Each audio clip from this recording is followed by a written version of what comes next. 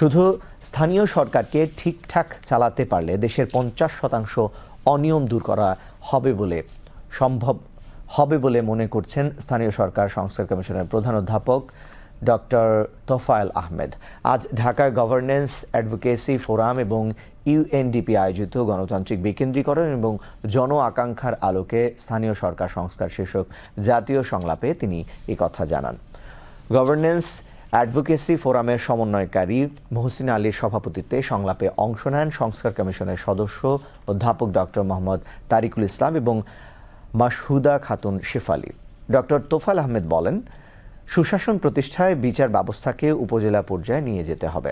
আগামী সপ্তাহের মধ্যে চূড়ান্ত প্রতিবেদন অন্তর্বর্তী সরকারের কাছে দেওয়ার কথা জানান সংস্কার কমিশনের প্রধান ডক্টর তোফায়েল আহমেদ।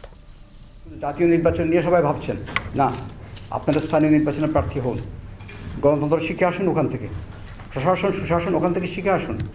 কিন্তু আমাদের প্রধানতম সমস্যা হচ্ছে দুর্নীতি।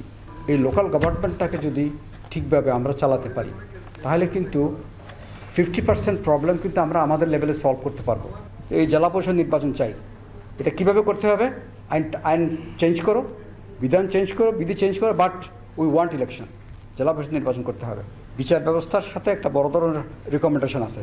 আমি হাইকোর্ট নিয়ে ভাবি না, হাইকোর্ট করলে করেন, না করলে না করেন, কিন্তু লোয়ার কোর্ট উপজেলা পর্যন্ত যেতে হবে এবং এটা ফৌজদারি দেওয়ানি দুইটাই যেতে হবে।